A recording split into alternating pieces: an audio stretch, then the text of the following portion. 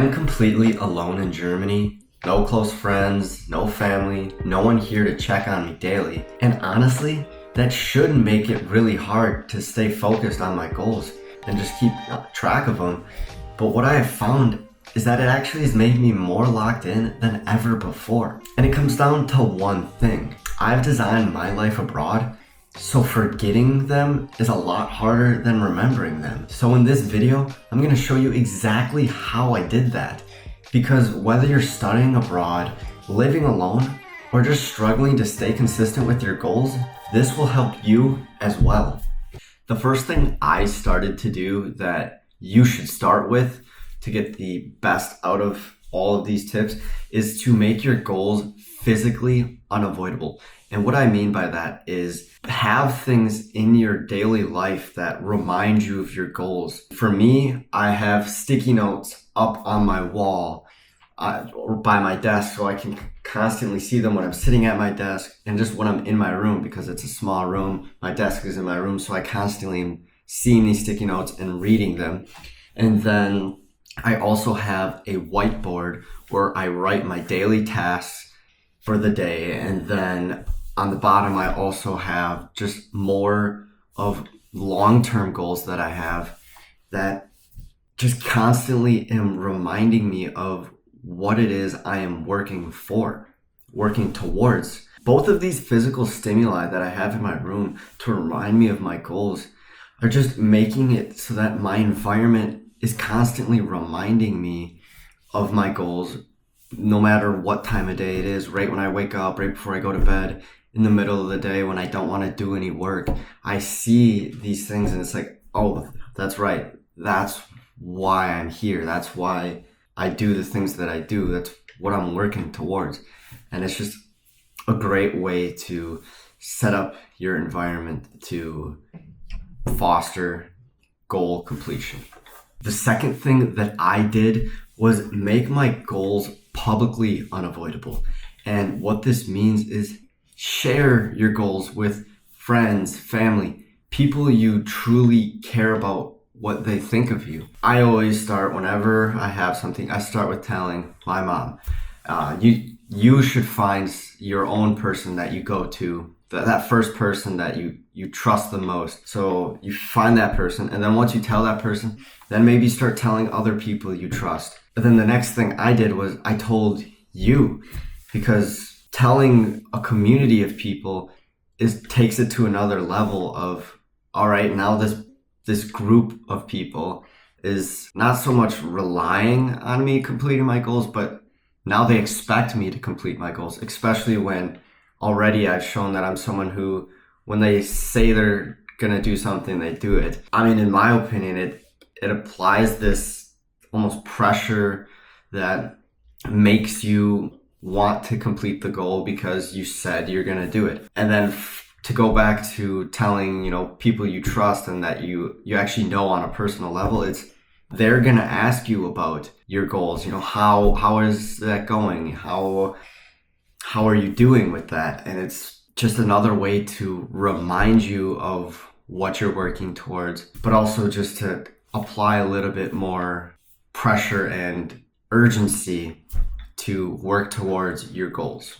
Now this next step, which is letting your goals overtake your thinking, has two parts to it. There's a subconscious part and a conscious part. So the subconscious part is when you start changing your physical environment and your social circle to reflect your goals and to just constantly remind you of your goals, you start to just constantly think about your goals. And what I mean is that you're not trying to think about it.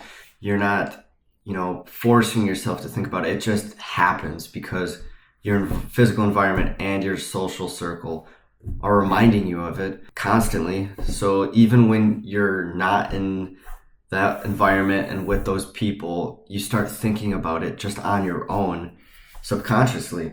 And then for the conscious part is I start to try and think about, what does race day look like? Or what is tomorrow's workout gonna look like?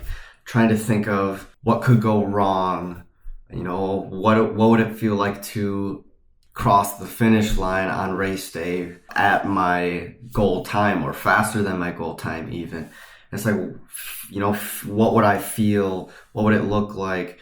It's just super detailed and just really seeing what that would be like. So when you put those two parts of this thinking step into play, it's like, well, now you know what this goal is going to take and what it's going to feel like when you accomplish it. And when you're visualizing this, it should feel good, and it's going to make you just, again, think about it every single day, and to put every decision you have to make into context with your goal. That's going to lead you to your goals even more and just keep you focused. So now let's get to the fourth and final step of how I stay focused while alone studying abroad. Now this next step is very personal to me, and it's because I've taught myself to use loneliness as fuel.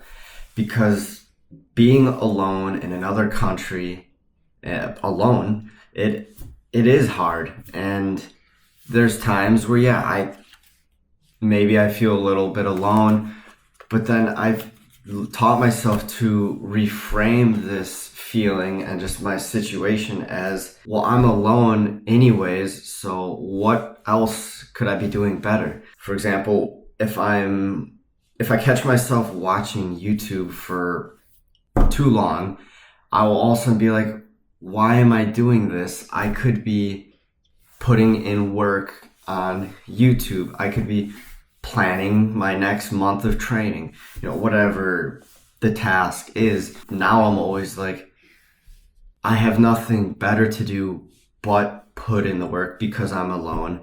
And for me, honestly, in terms of loneliness, just working kind of puts that off to the side, and it keeps me busy. And this isolation is really just an opportunity to have the time to put in the work without any distractions.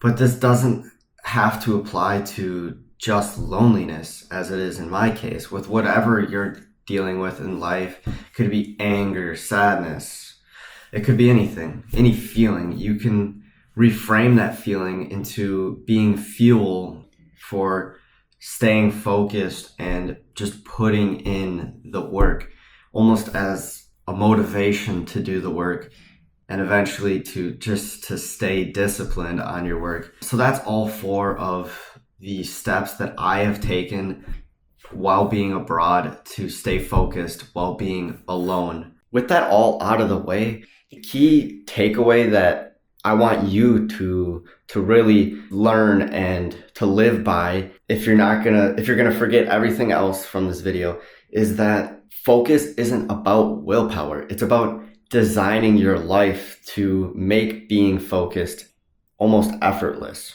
And another way you can do that is having the proper fitness apparel and supplements, which the ones I use, my go-to brand is First Form. So if you want to check out any of the products I use, links are in the description. Highly recommend those. And if you want to continue watching, YouTube is recommending this video right here for you. So go check that out, and I'll see you in the next one.